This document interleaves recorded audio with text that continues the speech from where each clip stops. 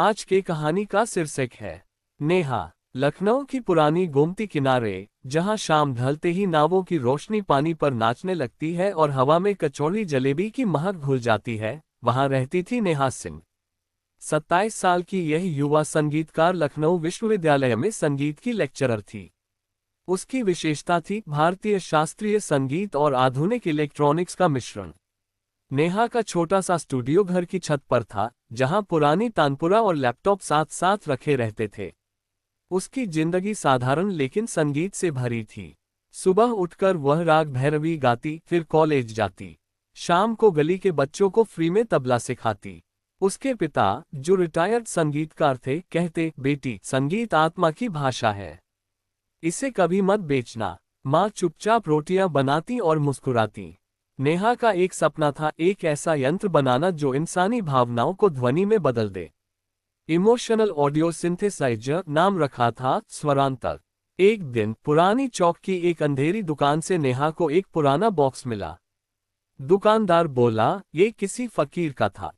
कहते थे, इसमें छिपा स्वर है जो दुनिया बदल दे। नेहा ने हंसकर खरीद लिया। घर लाकर खोला तो अंदर एक अजीब सा क्रिस्टल था, जो हल्का हल्का कंपन कर रहा था। रात को उसने इसे अपने सिस्टम से जोड़ा। जैसे ही पहला नोट बजाया, एक साधारण सा क्रिस्टल चमक उठा। नेहा ने महसूस किया कि उसके आसपास की हवा बदल गई। दीवारें थोड़ी पारदर्शी हो गईं। वह डरी नहीं, बल्कि उत्सुक हुई। यह क्या है? उसने और नोट्स बजाए। अचानक कमरे में पुरानी यादें जीवंत हो गईं। बचपन की वह शाम जब पिता ने पहली बार उसे सारंगी सिखाई थी। लेकिन यादें सिर्फ उसकी नहीं थीं। पड़ोसी की औरत की उदासी, गली के लड़के की खुशी, दूर कहीं किसी की पीड़ा, सब ध्वनियों में बदलकर उसके कानों में आने लगी। नेहा समझ गई, ये क्रिस्टल सभी स्वरों को सुन सकता था। न सिर्फ संगीत, बल्कि इंसानी दिल की हर धड़कन, हर छिपी हुई भावना को। अगले दिन कॉलेज में उसने प्रयोग किया। क्लास में बैठे छात्रों के चेहरे देखकर वह उनके मन की बात सुनने लगी। एक लड़की उदास थी, उसके घर में आर्थिक तंगी। एक लड़का गुस्से में था, पिता की डांट। नेहा ने चुपचाप उनसे बात की। धीरे धीरे लोग उसे स्वर वाली दीदी कहने लगे। लेकिन जल्दी ही समस्या शुरू हुई। रात को नींद में नेहा को शहर के सारे स्वर सुनाई देने लगे।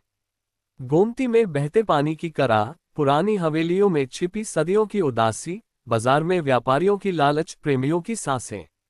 वह सिर पकड़कर बैठ जाती। बहुत ज्यादा है। उसके पिता ने देखा तो कहा, बेटी, कुछ चीजें सुननी नहीं चाहिए। स्वर छिपे रहने के लिए होते हैं। लेकिन नेहा रुकी नहीं। उसने क्रिस्टल को और बेहतर बनाने की कोशिश की। एक रात जब वह राग मालकौंस गा रही थी, क्रिस्टल ने एक नया स्वर पैदा किया, ऐसा स्वर जो कभी किसी ने नहीं सुना था। अचानक लखनऊ बदल गया। लोगों के चेहरे पर उनकी असली भावनाएं दिखने लगीं। कोई हंस रहा था तो उसकी आंखों में आंसू थे। कोई गुस्सा दिखा रहा था, लेकिन अंदर डर था। बाजार में ग्राहक और दुकानदार एक दूसरे की सच्ची नीयत देखने लगे। पहले तो हंसी हुई, फिर अफरा तफरी। यह क्या हो रहा है?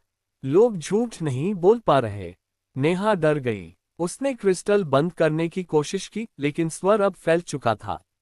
शहर के हर कोने में लोग एक दूसरे के मन पढ़ने लगे। पति पत्नी के बीच पुरानी बातें खुल गईं। दोस्तों में विश्वास टूटा। नेता अपनी असली सच्चाई छिपा नहीं पाए। एक बूढ़े संगीत गुरु ने नेहा को बुलाया। बेटी, ये स्वर अनाहत नाद का रूप है। प्राचीन काल में ऋषि इसे सुनते थे, लेकिन कभी बाहर नहीं लाते थे, क्योंकि सच्चाई हमेशा सुंदर नहीं होती। नेहा ने पूछा, तो अब क्या करूं? गुरु बोले, सच्चाई को संगीत में बदलो, न कि सिर्फ सुनो। नेहा ने फैसला किया। उसने अपना स्टूडियो खोला और पूरे शहर को आमंत्रित किया। आज हम साथ गाएंगे अपनी सच्ची भावनाएं, लेकिन स्वर में। शुरू में लोग शर्माए, लेकिन जब नेहा ने पहला स्वर लिया, धीरे धीरे लोग जुड़ने लगे। कोई अपनी पीड़ा गा रहा था, कोई खुशी। क्रिस्टल अब कंपन कर रहा था, लेकिन नियंत्रित।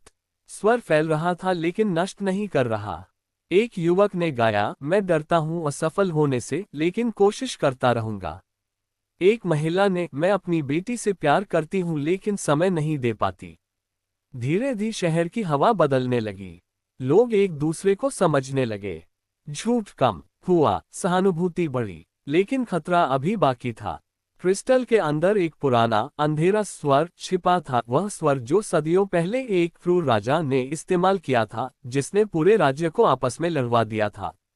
वह स्वर जाग रहा था।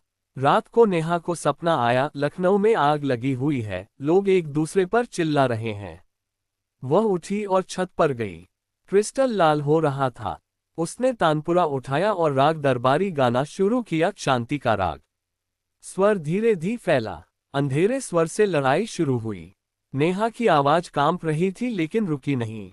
पिता नीचे से आए और साथ गाने लगे। माँ ने दिया जलाया।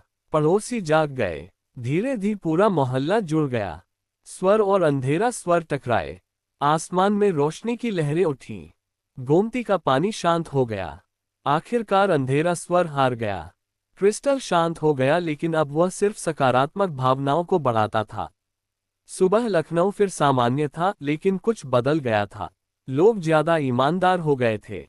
नेहा ने क्रिस्टल को गुरु को सौंप दिया। यह अब सुरक्षित हाथों में रहेगा। उसने अपने छात्रों से कहा, संगीत सिर्फ सुनने के लिए नहीं, समझने के लिए है। हर इंसान के अंदर एक छिपा स्वर है, उसे निकालो, लेकिन प्यार से। नेहा की जिंदगी बदल गई। अब वह सिर्फ लेक्चरर नहीं, शहर की स्वर चिकित्सक थी। लोग आते, अपनी भावनाएं गाते और हल्के होकर जाते। एक शाम गोमती किनारे बैठकर नेहा ने सोचा, दुनिया में सबसे खतरनाक चीज झूठ नहीं, बल्कि अनसुनी सच्चाई है। और सबसे सुंदर चीज वह संगीत है जो सच्चाई को प्यार में बदल दे। लखनऊ की गलियों में फिर वही पुरानी तानपुरे की धुन गूंजती, लेकिन अब उसमें एक नई गहराई थी, छिपे स्वरों की।